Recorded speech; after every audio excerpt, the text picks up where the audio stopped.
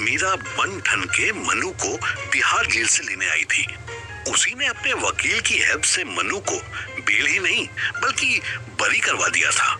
ये किसी चमत्कार से कम नहीं था कि किसी के अगेंस्ट पुलिस केस सिर्फ 15 दिन में खत्म हो गया था।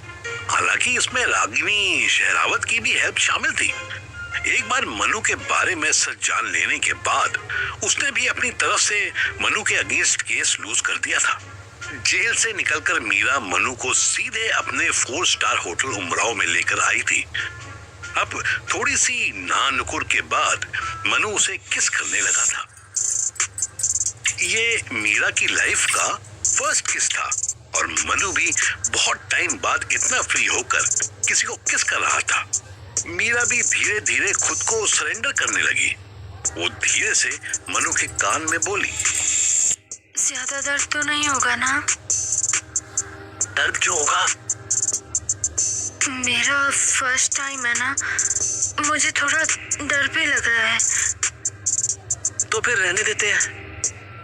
नहीं सॉरी, जितना भी दर्द होगा मैं सह लूंगी। आप करो ना। क्या करूं? जो भी करना होता है कर दो, मैं अब कुछ नहीं बोलूंगी। मन्नू पहले स्माइल करने लगा, फिर उसे अचानक जेल का इंसिडेंट याद आ गया जब 4 लड़कों ने उसे खूब मारा था। मन्नू का सारा एक्साइटमेंट खत्म होने लगा। वो अलग हो गया। क्या हुआ?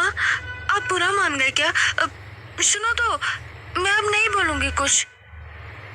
नहीं, तुम्हारी कोई गलती नहीं। मुझे थोड़ा टाइम दो, मैं थोड़ा रेस्ट करना चाहता हूँ। मनु ने करवट बदली और लेट गया। मीरा बेचारी उदास मुंह बनाए उसे देखती रही।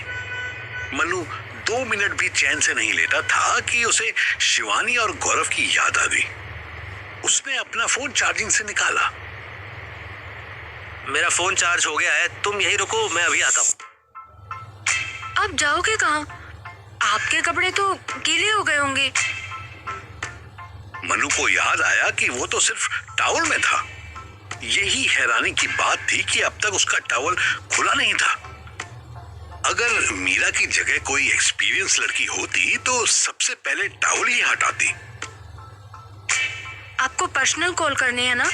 आप यहीं बैठो, मैं आती हूँ। मीरा उठने लगी। अरे नहीं, तुम्हारा ही रूम है, तुम क्यों जाओगी? मेरा नहीं, हमारा। हम आप अलग थोड़ी है। आप आराम से बात करो, मुझे कुछ सामान भी लेने जाना है। मैं शॉपिंग करने जाती हूँ। मीरा मुस्कुराती हुई चली गई।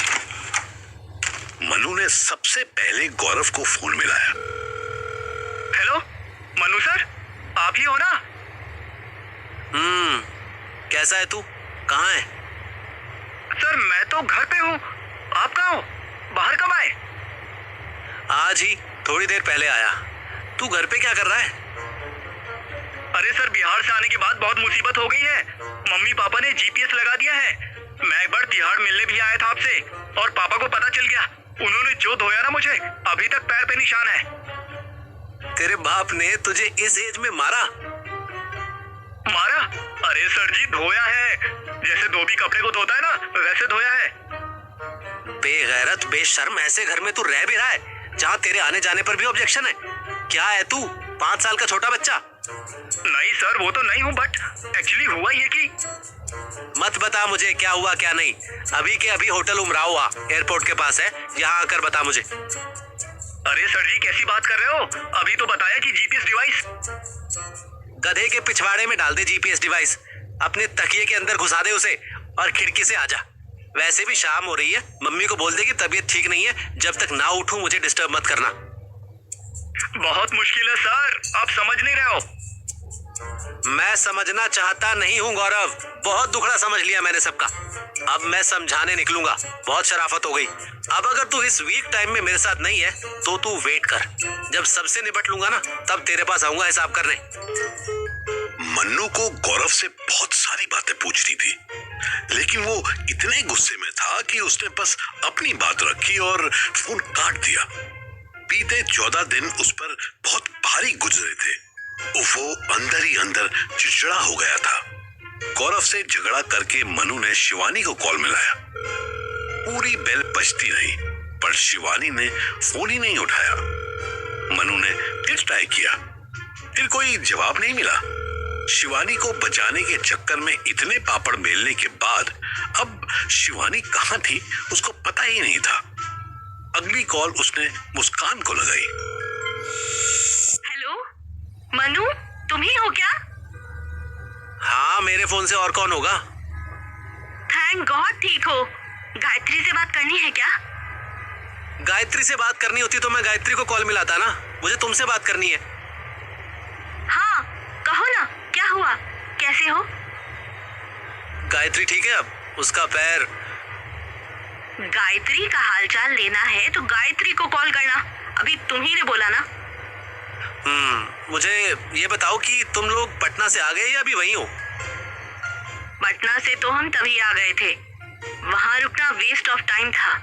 नेक्स्ट डे ही हमने दिल्ली की फ्लाइट ली और नेक्स्ट डे कोटा आ गए। मोटू को घर छोड़कर मैं भोपाल आ गई। वैसे अभी वो ठीक है, उसका प्लास्टर कट गया है। मुझे तुम्हारी हेल्प चाहिए। हाँ कहो ना। मुझे कुछ पैसा चाहिए फॉर टाइम बीइंग। हाँ हाँ क्यों नहीं, बोलो ना, कितने भेज दूं?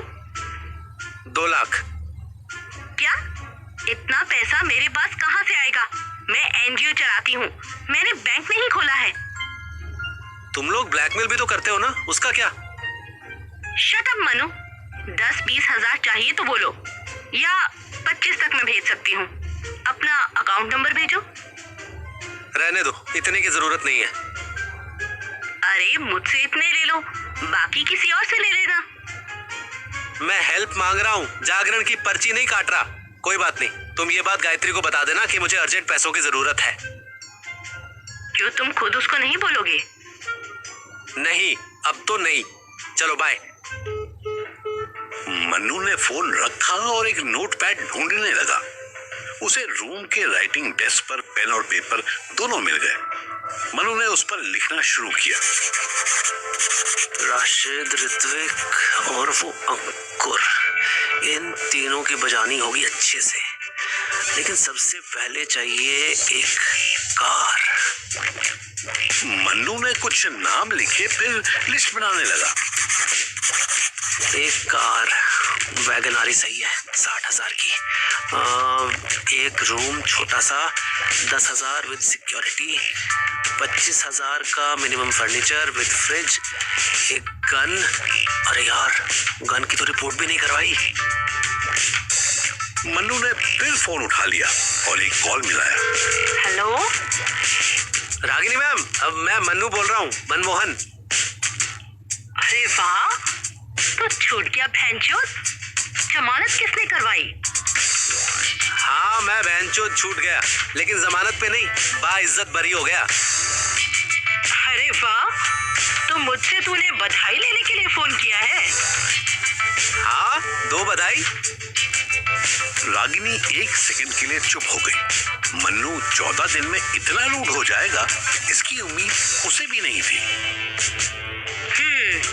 Okay, congratulations Mannu. अब क्या गाना गा के बधाई दूं? नहीं, मेरी एक हेल्प करो। मैं जब पटना में था तब मेरी गन वहीं खो गई थी, उसकी रिपोर्ट लिख दो। अरे तो जब पटना में गन गुमी है तो यहाँ रिपोर्ट क्यों लिखवा रहा है? रिपोर्ट में लोकेशन मत लिखना, रिपोर्ट उसी मॉर्निंग की लिखो जिस सुबह मैं वहां आया था। मैं व्हाट्सएप पर अपनी गन का रजिस्ट्रेशन नंबर और लाइसेंस की कॉपी भेजता हूँ। तू मुझसे बैक डेट की रिपोर्ट करने के लिए कह रहा है? हाँ। और तुझे लगता है कि मैं कर भी दूंगी? हाँ हाँ। क्यों भला? मैं तेरे लिए ये गैर कानूनी काम क्यों करूंगी?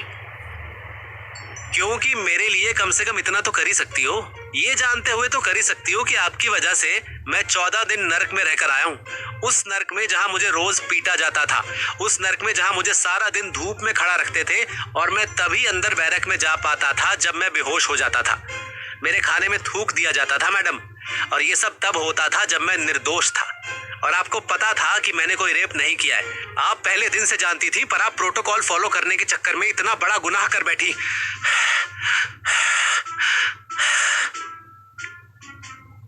आखिरी बात बोलते बोलते मनु की सांसें तेज हो गई।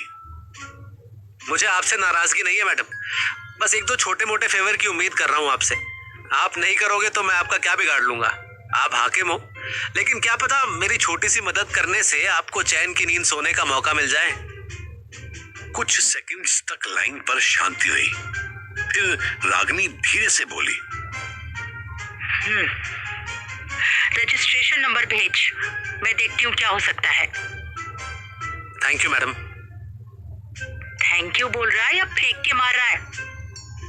एक हेल्प और चाहिए, वो चर्सी और स्मैकिए की जमानत हुई क्या?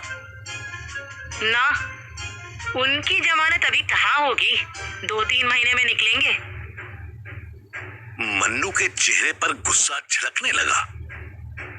आप डिटेल्स मुझे दे सकती हैं? उनकी जमानत मैं करवा दूंगा। तू क्यों करवाएगा? तुझे ही तो मारा था उन्होंने, और तूने भी तो उसके कच्चे में आग लगा के बदला ले लिया था। कहानी कच्चे तक खत्म नहीं हुई थी मैडम। आप प्लीज उनका नंबर दे दीजिए, मैं उनकी जमानत भर दूंगा। रागिनी ने आगे कुछ नहीं बोला और फोन काट दिया। मनु ने रागिनी को अपनी गन की रजिस्ट्रेशन डिटेल्स भेज दी। रागिनी की तरफ से उन दोनों की केस फाइल का पहला पेज व्हाट्सएप पर आ गया। रागिनी ने साथ साथ एक वॉइस नोट भी भेज दिया। कोई चूती आपा नहीं करेगा तू, अभी अभी बाहर आया है, मैं नहीं चाहती कि तू फिर से अंदर जाए। मनु ने फोन साइड में फेंक दिया। तभी दरवाजा खुला और 4 बड़े बड़े बैग्स के साथ मीरा अंदर आई। ये देखो, मैं आपके लिए क्या लाई। क्या लाई? शर्ट और जीन्स? आपको कैसे पता? जब शॉपिंग का नाम लिया था तभी समझ गया था। और अभी पहनने के लिए शॉर्ट्स और कॉटन टी शर्ट भी लाई हूँ, दिखाऊं? मीरा ने एक एक करके मनु को कपड़े दिखाने शुरू किए। मनु जबरदस्ती स्माइल करने की कोशिश करने लगा। उसको किसी कपड़े में कोई इंटरेस्ट नहीं आ रहा था। उसके मन में बस एक ही शब्द बज रहे थे, बदला। अपना रोमांटिक हीरो अंदर ही अंदर एक्शन करने की सोच रहा था। आप खुश नहीं हो ना? आप एक्टिंग कर रहे हो ना खुश होने की? सही पहचाना। मैं आपको कैसे खुश करूं? मन्नू आगे बढ़कर मीरा के पास आया और उसको बेड पर खींच लिया। ऐसे। इस बार मीरा तैयार थी। वो बिल्कुल भी नहीं डरी। उसने आंखें बंद कर दी। मन्नू ने उसकी साड़ी खोलनी शुरू कर दी।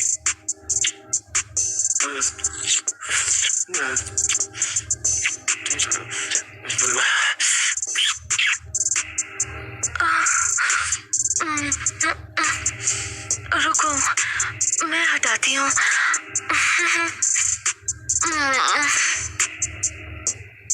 मीरा खुद अपना ब्लाउज खोलने लगी, पर मन्नू के पास इतना सब्र नहीं था। उसने एक झटके में उसका ब्लाउज फाड़ दिया। अरे, फाड़ क्यों दिया? अब मैं क्या पहनूंगी? मेरी शर्ट। मन्नू ने बस इतना कहा और अगले ही मिनट में मीरा के सारे कपड़े उतार दिए। मीरा खुद को समेटने की कोशिश में अपने हाथों से खुद को ढक रही थी। उसकी आंखें बंद थी। वो सरेंडर कर चुकी थी, पर मन्नू रोमांस से ज्यादा खुद अपना एग्रेशन निकालना चाहता था।